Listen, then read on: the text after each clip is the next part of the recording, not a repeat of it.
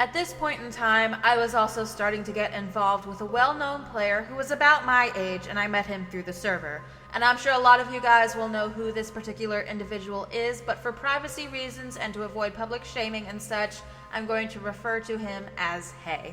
And Kevin absolutely hated him, because Hey had recently dated the same moderator that he was previously with, and the relationship between Hey and this other moderator ended very badly. So badly, in fact, that things happened which got Hey permanently banned, and he probably should have stayed banned, honestly, for what he did.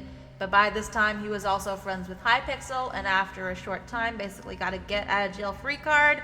But that's a separate story that I'm still undecided if I'll eventually talk about it or not. Well, here we go. I'm already regretting this, and I haven't even started yet. Oh my god.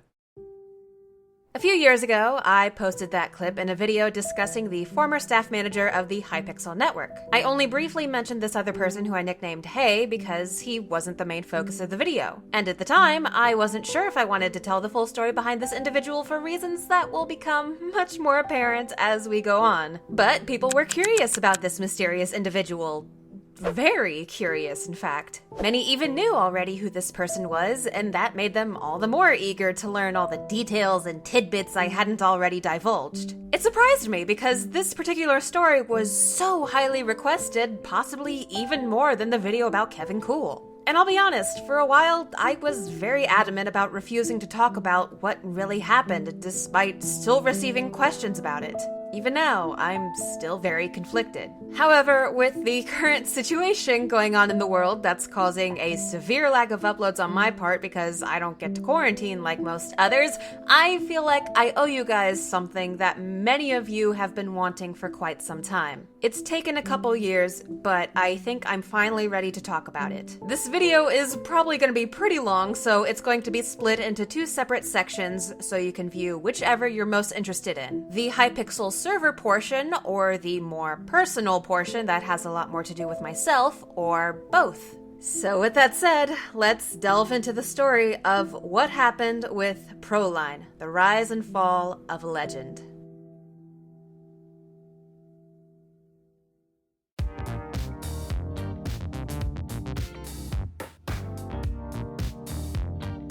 The name Pr0lin3 is not one familiar to many newer players, but most veterans who have been around since the earlier days of Hypixel are aware of just who he is. He joined just a few months after the server's opening in mid-2013 and spent most of his time playing primarily more competitive PvP games, especially Walls and Blitz survival games. He earned immense notoriety after he placed third in the Walls tournament in October during the server's initial year, and especially a few months later in January when he was the first player to ever unlock a level 10 kit in Blitz. A feat that even the owner, Hypixel himself, believed to be impossible. If only he knew just how commonplace it would be later on. Going even further, Pr0lin3 had gained the third spot on the Blitz leaderboards and joined the server's elite team, which has since been renamed to the Hypixel Player Council. So obviously, Pr0lin3 was doing extraordinarily well for himself in less than a year on Hypixel. He achieved fame within a rapidly growing community, starting his own YouTube channel that also received quite a lot of attention. It may not seem like much of an achievement, but consider this. That's more success than Technoblade had started with, who currently has more than 1.5 million subscribers and millions of views each month, earning an estimated six-figure paycheck from his videos every year. Pr0lin3 had the potential for that and more, becoming one of the most recognized players and adored by many loyal fans in such a short time. He seemed to have it made, with the skills and a likable personality that could have easily led to success in the real world. At least, that's what everyone thought.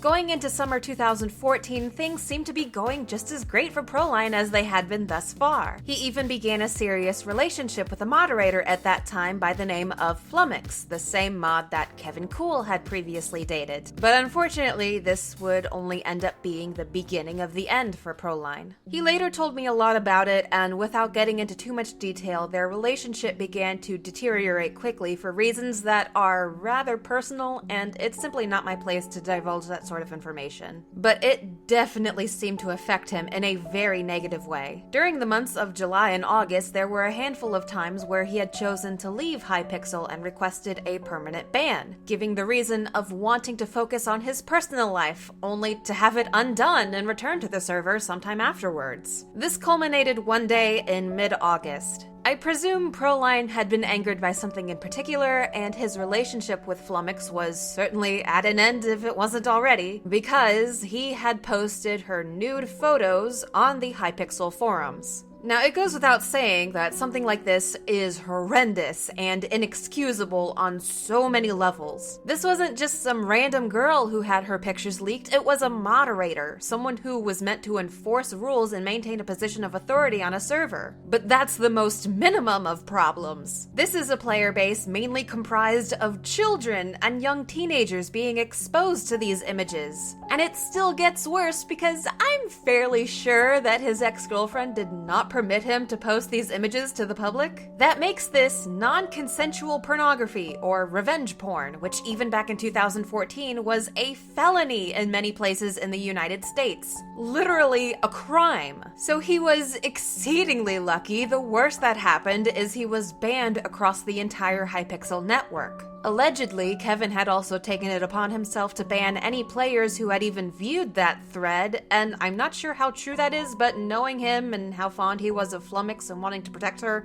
I wouldn't be surprised. But thanks to Pr0lin3's status and his connections, even the ban for doing something so atrocious didn't last long. At first, he was allowed to have an alternate account with all of his stats transferred over. Ironically, when he went online to get his VIP rank added on TeamSpeak, he contacted me, since I happened to be on TeamSpeak at the time as well. So we did the usual process. I had him message me on the server to verify that it was the same person with the rank, and at the time, I had no idea it was him. Because certainly, after what he had done, there was no way he'd ever have a chance of returning to the server, right? Well, at some point, he didn't even need an alternate account anymore, because for reasons I could never even begin to understand, his main account was unbanned and his stats returned on the condition that he stay away from the forums, which he already wasn't very active on anymore to begin with, so in a sense, it was like posting those pictures never happened.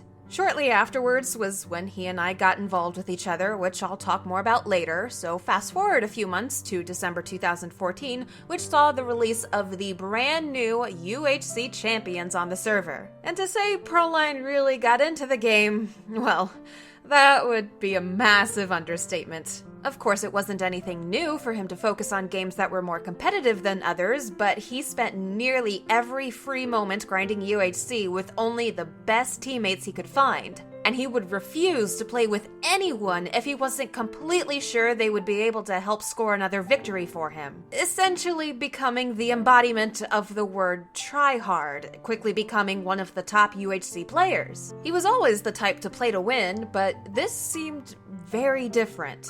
Losing was no longer an option, and if anything went wrong with his game, he would make sure everyone knew it, raging harder than I had ever seen him before and taking his anger out on everyone else, which was only further exacerbated by something else working against him that he never really had to deal with before. In the past, he'd been regarded as one of the top players in all of Hypixel, but as the server gained more dedicated players and veteran players were improving as well, by comparison, he just wasn't as good anymore. But many times when he did lose a game, it had to be the fault of lag, or glitches, or hackers, or anything other than just someone else being better than him. And being a very well-known public figure on the server, this got a lot of attention. Eventually, rumors began circulating that he was using tracers or cave finder or some other form of cheats.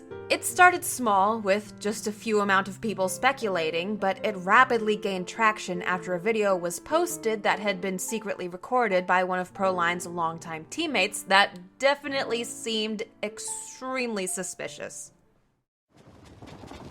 Yeah. Watch that leaves going on. I mean, the grass. Wait, what? Watch that grass. Oh, yeah.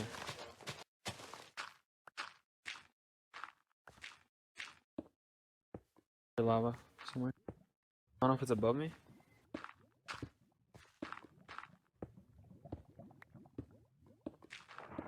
Oh, it's down here.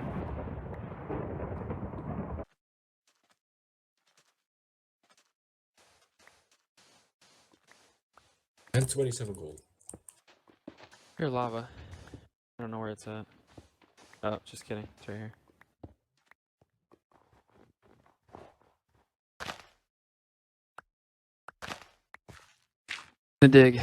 Digging down. Be a waste.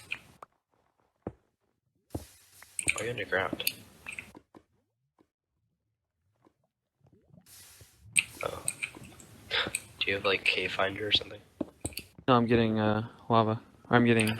How'd you find it then?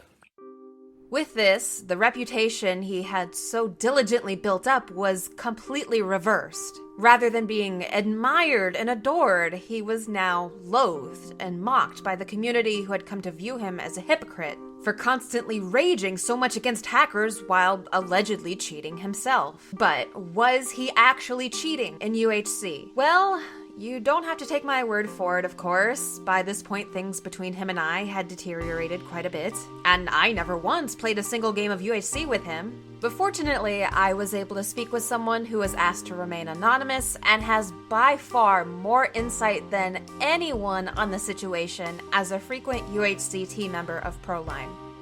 I think I have more insight. I know more about the whole hacking thing than anyone else besides him. 100% the truth.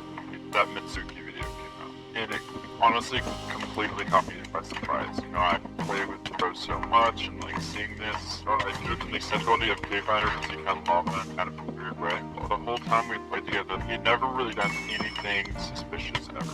After watching that video, like skeptical. Anytime he found diamonds or like found lava, for all the thousands of hours of UHC we played, there was a single time that he ever did something that I thought was super suspicious. I had never noticed it. He never said, "Oh, there's people coming," or like, "Oh, turn around, you know, see these people," or whatever. Anyone who thought he used PvP actions or targeted something else happened. We recorded a video, and at the end of his video, he had a little mini-map message pop up in his chat, like, "Can't load the world." It's like, "You need to take this video down right now." Did you just record yourself with a mini-map? He like screams, "Are you fucking kidding me?" And he takes down the video. So I talked to Pro about it, but he wouldn't admit anything. I'm sure he probably thought I would have anything he said, which I didn't, but he was always extremely careful. I saw that message on one of his videos, but the whole video, like, he wasn't using me to read them that game or whatever without it. Kind of what I'm thinking is he had an insanely high KD, and there was a lot of people out there trying to pass me. People would just come on the Hypixel purely to grind UHC, abuse whatever bugs they could to try to get a higher KD than him. So he had a lot of pressure, and he talked about how he had the best KD, so he built up this ego too. So I think maybe he had used it so he made sure he never got jumped and he didn't die.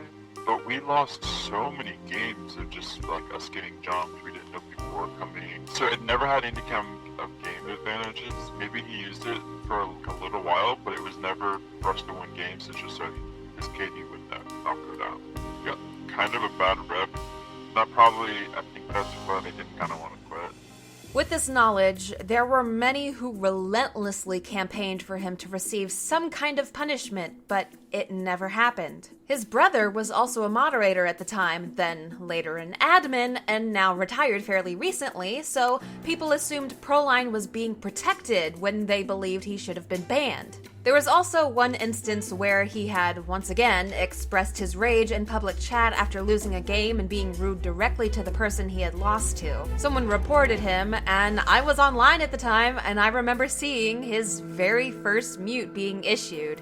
It was short, I believe for no more than 30 minutes if I remember correctly, but he was still absolutely aghast at actually being given a punishment and having to face consequences for his actions. Which I'm fully aware of his reaction because he bombarded me with messages on Skype wanting to know why this happened. But it should be no surprise at this point, he pulled his get out of jail free card with his connections that allowed him to undo his permanent ban the year prior. With an already incredibly short mute, Pr0lin didn't even serve half the time. And once word got out, it didn't exactly do anything to help the assumptions that staff were protecting him. Even for me, someone who had been very close to him and wanted nothing but good things for him, it was a little disappointing to see not just how he seemed to charge headfirst down such a negative path and change so drastically from the skilled yet level-headed person that so many looked up to, but also the lack of accountability, so it was allowed to just keep going. I suppose I wasn't the only person to have these views because certain players decided they'd had enough, and if they couldn't rely on the server to implement any sort of consequences, then they were going to take matters into their own hands. A target had been placed squarely on his back for an endless onslaught of hate, and this particular group of players managed to get a hold of his personal information, his real name, his address, his phone number, the school he worked at as a teacher, the names of his family members. They had everything, and they posted it to the public wherever they could. They sent things to his house, they DDoSed him, they called his work and told them things hoping to get him fired. If they got banned, they'd be back within minutes on another account. For me, I was in a bit of a weird position because some of those individuals I actually knew and was sort of friendly with.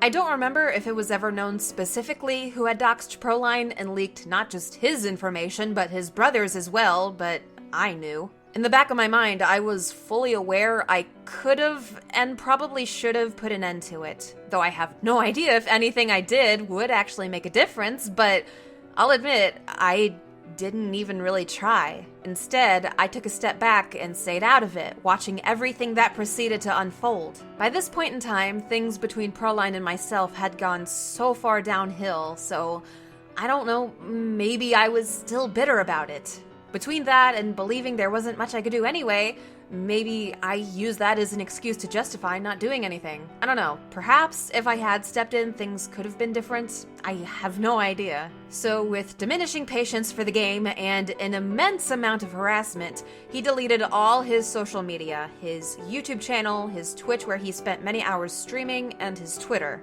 And not too long afterwards, he sold his Minecraft account for a few $100s. It was so sudden, many of his friends didn't even know and had come to me looking for answers that I couldn't give them. He still had his alternate account that he occasionally used, but for the most part he was done and had wiped his hands clean of Hypixel and moved on to grind other games elsewhere. And to add insult to injury, the person who bought his account actually cheated on the server and was not only banned, but stat wiped as well. Countless hours of playtime, all that effort Pr0lin had put into the server on that account, just gone. Obviously, Hypixel isn't going to last forever, but to willingly throw away years of dedication and work just like that without a second thought, it's almost tragic. And I so wish this section could end on a higher note, but unfortunately that's just how it is. Although, who knows, maybe eventually Pr0lin could make a return to the server one day. I just wish he wouldn't have quit, or at very least sold his account. He put like 5 years onto that account, and he sold it for a couple $100. It seems so dumb. But to be honest, he could probably get a new account with his stats back on it, because he knows Simon. He already did that once, and he puts it in the news of so much.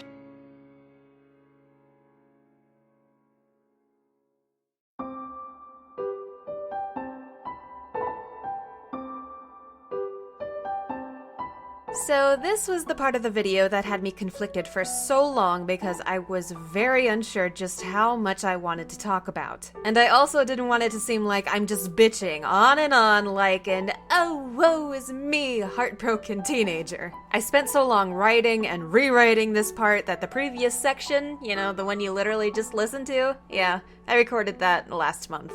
Oh my god, I'm such a terrible YouTuber. The story of our romantic involvement intertwines at various points with the events that occurred on Hypixel, so I knew I'd have to discuss at least some of it. And over the past few years, I've been debating with myself what would be considered enough and what would be too much. Because on one hand, I know many people wanted to know exactly what had occurred between us since we weren't even slightly secretive about being involved with each other. In fact, we were quite open about it on social media for a while and spent so much time with each other that people would actually be surprised to see us separately once things started going downhill. So there wasn't much I'd be able to hide. But on the other hand, this is a very personal topic. I cannot overstate that, and it is not only something really hard for me to revisit, I didn't even want to think about discussing what happened before figuring out where exactly to draw the line and decide how much was too much to reveal publicly with respect to both myself and Pr0lin3. For the most part, during each of our first year on Hypixel, we had an occasional interaction every now and then, maybe played a handful of games thanks to having some mutual friends, though I wouldn't say I knew him very well. The extent of our one-on-one interactions at the time outside of a group setting was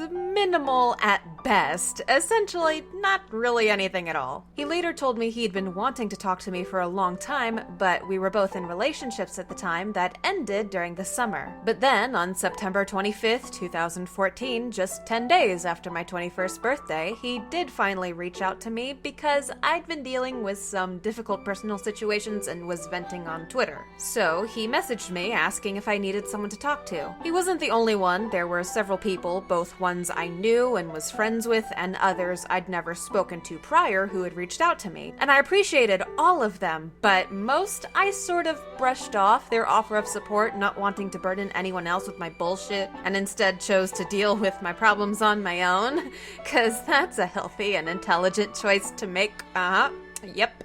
But for some reason, that's just as unexplainable now as it was back then. It was different with Pr0lin3. It was shockingly easy to open up and confide in him. We bonded over some of the hardships that we'd both been through recently, and from then on, we were talking and spending time together nearly every minute of every day. And it didn't take long for the nature of our interactions to become more flirty. Now, Pr0lin3 was very upfront in telling me that with everything that had happened, he didn't want a serious relationship or any sort of commitment for the time being, which I fully understood since, of course, I had just gotten out of a long-term relationship myself. But we were both still very interested and attracted to each other, so we began a long-distance sort of friends with benefits arrangement.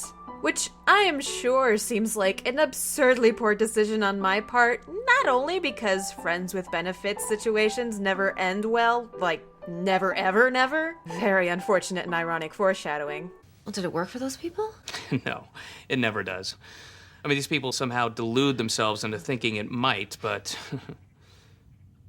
but it might work for us.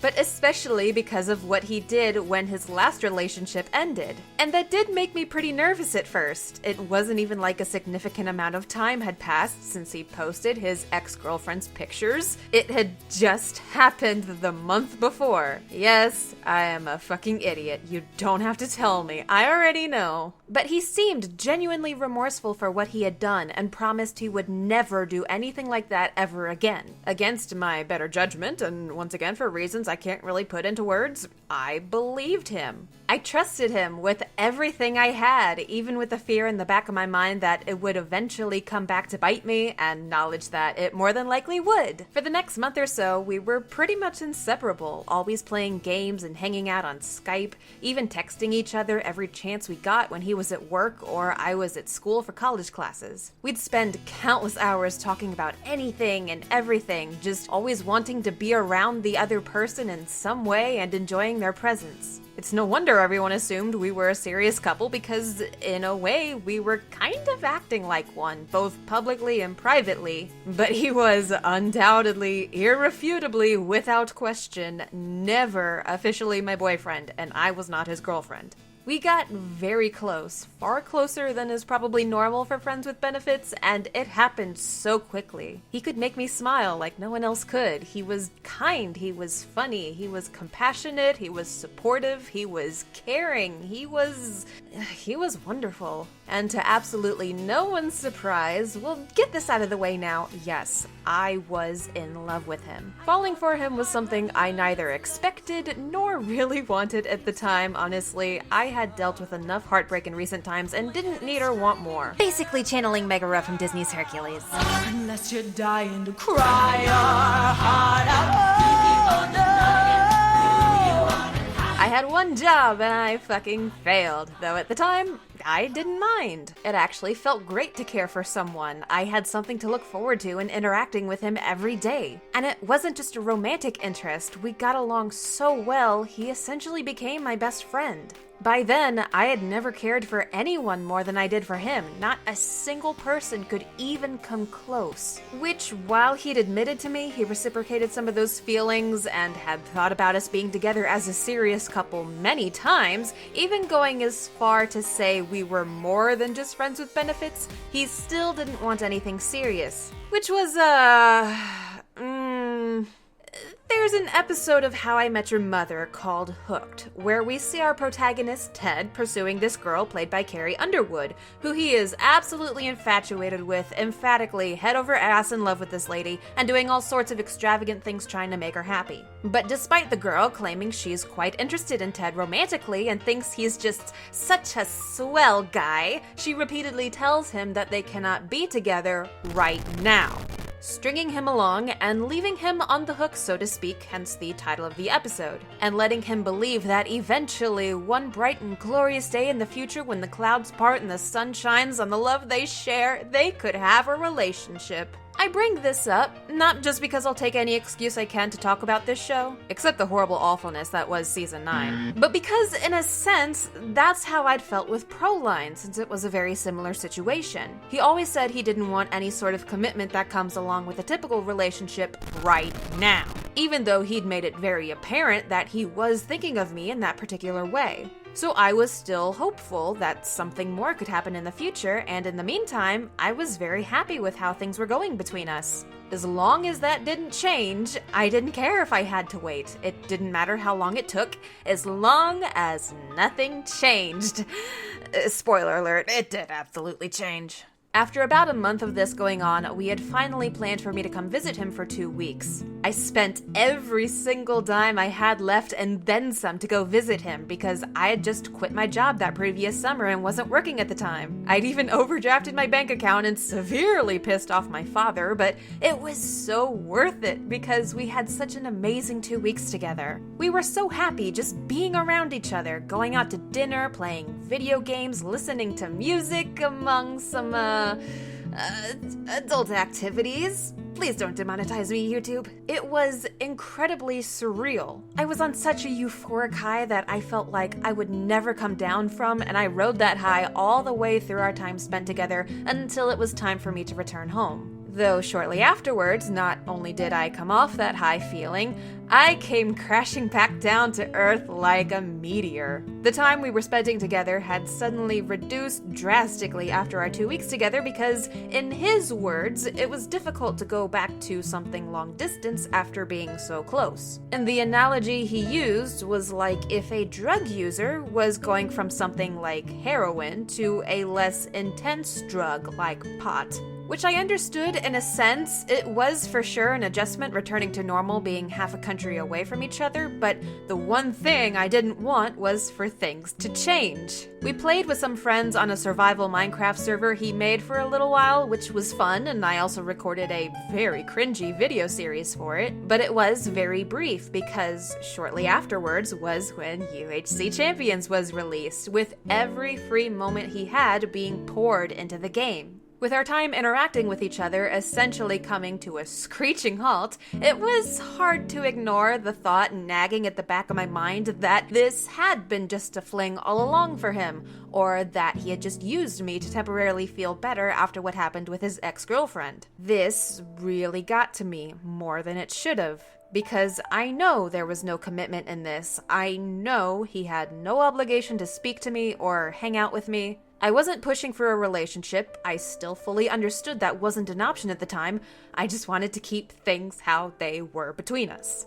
But after everything he'd previously said and promises he made, how he acted, and now becoming more distant, it did bother me, and I let it show. He always claimed those were never his intentions, and to even question him meant in his eyes I was taking things too seriously or causing drama that he hated so much. So I thought for a long time that I was mistaken, and I was the one doing something wrong, which made it all the more surprising to learn that behind my back, he was telling others a completely different story, and to find out his true nature. So he told me that you guys had dated for a while, and he never said anything bad about you.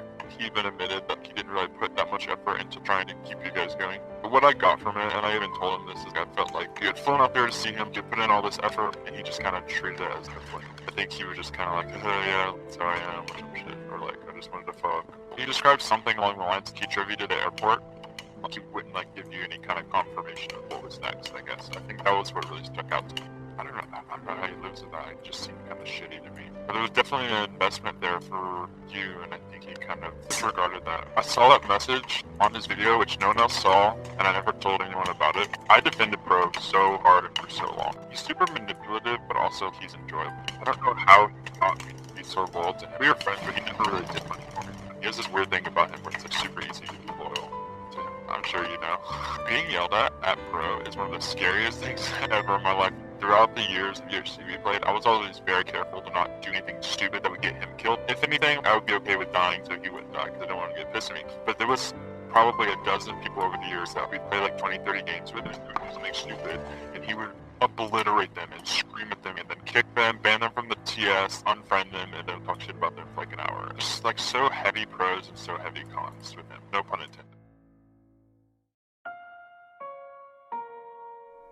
It's been almost 6 years since I got involved with Pr0lin3. It's really quite unbelievable how long ago that was. I was 21 years old at the time, and I'll be 27 later this year. It feels like a lifetime ago, and almost like I was practically still a kid back then, acting very impulsively and making some absolutely horrendous choices. Almost like my past self was a completely different person. I look back at some of the things I did and said revolving around this situation, and it's honestly kind of embarrassing. I'd even go so far as to say a bit shameful. There was a lot of pain from the past that was still very fresh, and I hadn't yet dealt with it properly. Then, not only willingly, but enthusiastically, diving headfirst into a place of such intense vulnerability, it was bound to be a recipe for disaster. I was suffering so much because of things happening in my personal life that had nothing to do with Pr0lin3, and what I had with him was really the only thing I had that was good and brought me any semblance of happiness. Which I hadn't realized put far too much pressure on him even if we had been a serious couple, let alone for the arrangement we had. So when I felt what we had slipping through my fingers and there wasn't a damn thing I could do to stop it, I didn't exactly handle it very well. I've worked really hard since then to do better and be better, and maybe it was my fault and I deserved it for jumping into this sort of situation with someone who had just done something horrible to another girl. I probably should have known better. I made a lot of mistakes, there's absolutely no questioning that, but I believe, without a doubt, so did Pr0lin3. He wasn't much older than me, and he had just gone through something very heartbreaking as well, and then getting involved with someone new before either of us were likely ready without giving ourselves enough time to heal and recover. Both of us were in a very similar situation leading up to becoming involved and developing feelings for each other, and we just reacted to it in completely different ways. While I was struggling to regain what was lost between us and get back on good terms, his reaction was essentially the complete opposite. He became so angry all the time, even the littlest thing would send him on a tirade of rage and frustration. And from there, it only continued to get worse because he would tell me some very contradicting things. How he wanted to be nothing more than friends with benefits and no attachment of any kind, but then would say it's more than that and he has deep feelings for me. He wanted me to be open and honest, but showing any sort of emotions whatsoever was considered drama to him, which he hated and would lash out at me for. He would reminisce about what a great time we used to have together, but then scold me like a child if I did the same. If I tried to confide in him about something that was bothering me, he'd get angry with me. But then if I kept to myself and tried to avoid talking to him about it, he'd get angry with me. And saying things that were very hateful and uncalled for. No matter what, I couldn't win, and that really hurt. A lot. There was a lot I did wrong, but sometimes it was almost as if he was looking for a reason to push me away, which, based on how he acted, not just to me directly, but also what he said to others about me, didn't seem like too far off of a possibility. This person who only thought of me and what we had as just a fling, who was this horrible rage monster that flew off the handle at the most mild of irritations, this wasn't the person I'd gotten close to who had been so caring and compassionate. I still tried my damnedest to believe in him and everything he said to me, though it was painfully difficult at times. Especially since it wasn't just me he took out his frustrations on, he'd just become more of an overall angry person. I truly don't know if he changed for the worse after a while, or if this was his true character all along and he just hit it incredibly well for the first few months when we got to know one another. Because I admit, I didn't know him very well before, but he seemed genuinely nice and pleasant. Even after I visited, there were times where he would be really sweet, particularly when I had developed some health issues and I could see occasional glimpses of the person he used to be. But it would never last because the problems we'd been having still persisted, and if anything, it only got worse because faced with the news that I could potentially be dead in the not too distant future, I began to crack like an egg hurled from a fucking rooftop. I couldn't possibly die with how things were between us. There was just no way I could allow that to happen. But by then, I think whatever feelings he may have had for me were gone, or at the very least greatly diminished, because it seemed like there was no going back to how it used to be with us. And what we had was never going to be the same again.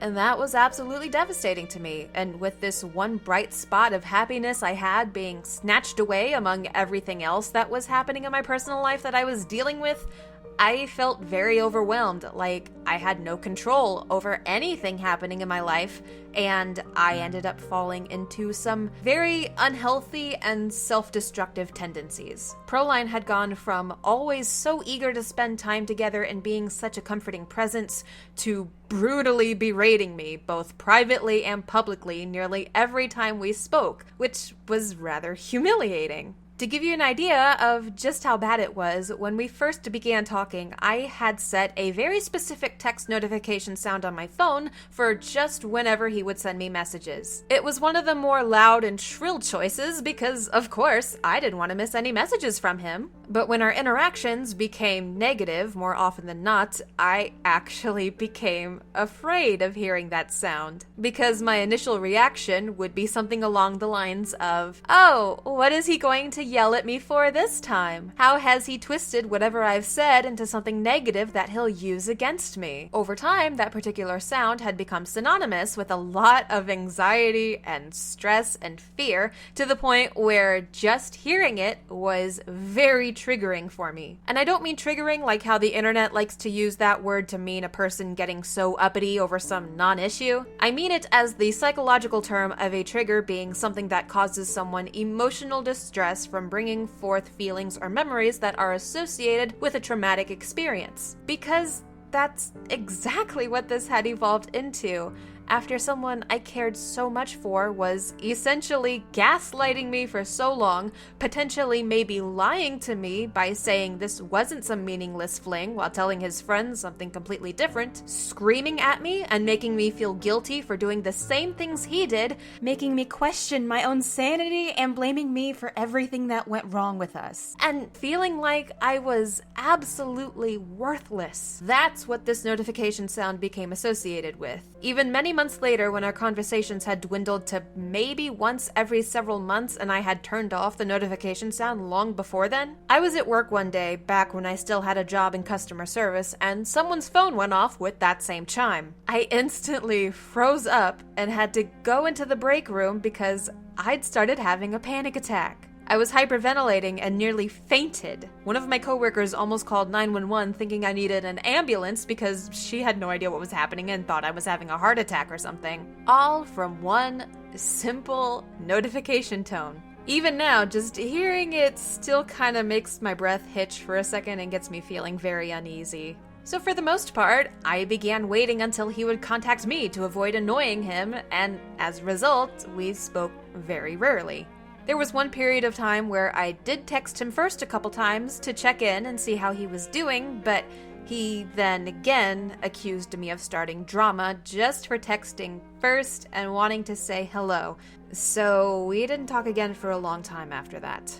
If I had to speculate as to why he changed so drastically and began reacting so negatively, aside from some provocation due to me being kinda clingy, I think he was still hurting from what happened with Flummox. So when we had developed feelings for each other, he was afraid of being hurt again and immediately began distancing himself. Then other stresses started piling on top of that, which I feel made him more prone to lashing out very suddenly. And maybe I'm too much of an idealist about it, but I don't believe he got involved with me with malicious intent. This whole thing began with him reaching out to help, then everything happened and progressed from there. Neither of us had a clue what we were getting into, so I'd like to still have faith in him and believe that he hadn't intended to lead me on and make me feel all sorts of awful after I visited him. He seemed more confused than anything else and possibly unsure of what he wanted, and he ended up taking his frustrations out on me, which I can understand and certainly empathize with now, but back then,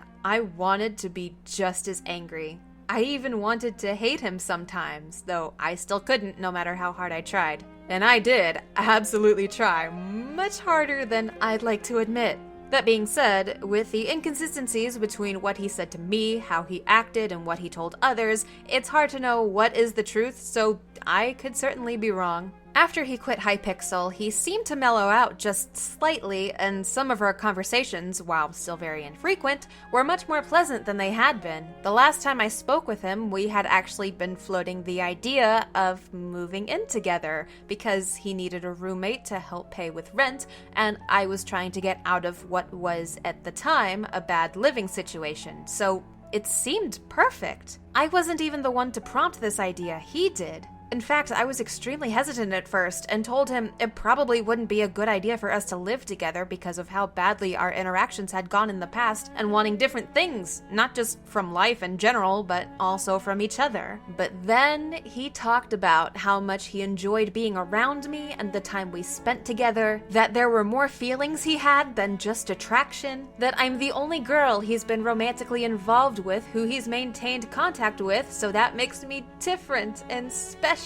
All sorts of things that made me happier than I had been for a long time. This was exactly what I'd been wanting. Another chance to start fresh and get back on good terms with each other, to pick up where we left off and be close again. I was beyond ecstatic. Once again, he managed to reel me in, and I was hooked. But just like before, as soon as I let my guard down and started going along with what he was saying and told him that I felt the same way and I was so excited, then it suddenly became something bad. I'm taking it too seriously. I'm causing drama. Because many roommates are complete strangers and don't even become friends. So I'm setting off red flags and being annoying. The exact same pattern we had fallen into numerous times before.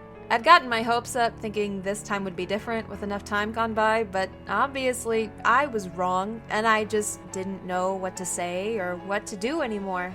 I was crushed again, and honestly a bit frustrated that even after so much time had passed, he was still able to have this sort of effect on me. And more than anything, it just made me miss those good times between us and further regret how fucked up it got.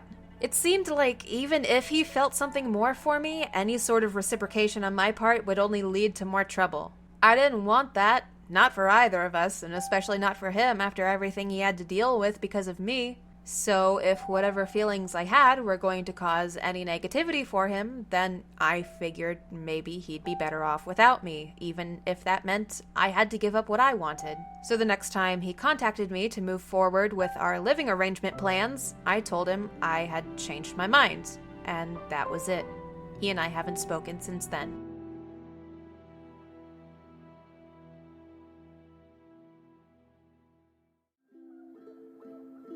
This video has been very mentally and emotionally taxing for me to make, having to revisit some very difficult times from back then, even though most of what happened was quite a long time ago. But sometimes, no matter how many years have passed or how hard you've tried to move on, not all scars can fully heal, even ones that aren't physical. That being said, I have no negative feelings towards Pr0lin3, and he's said the same for me, which I'm very grateful for. I don't know if he'll see this video. I'm assuming not, since he's separated himself from nearly everything and everyone from that time in his life. And I don't know if we'll ever speak again. That's part of why I didn't want to make this video for so long, because there's definitely a potential risk to forever burning that bridge with him, which would absolutely suck if we could never be friends again, but I mean, it can't get any worse than it was before. It's a very strange feeling. Part of me wishes things had worked out with us, and another part of me regrets ever getting involved with him in the first place with what it eventually led to. But I'm always going to care for him, even on days when I wish I didn't. And no matter what happens, I truly hope that he will be happy and find whatever it is he's looking for, even if it's not with me.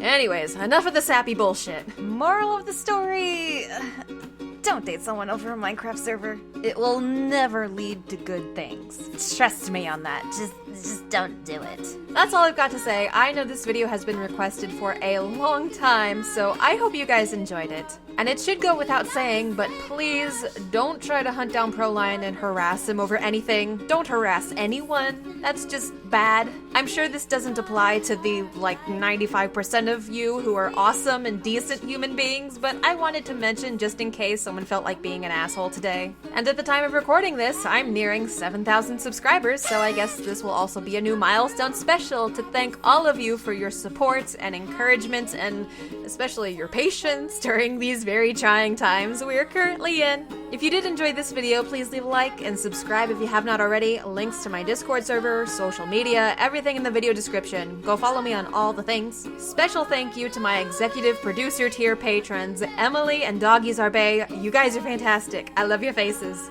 Also, thank you everyone else for watching this and bearing through this long-ass video if you actually made it through to the end. I'll actually be pretty impressed if anyone does. But until next time, I will see you guys later. Bye!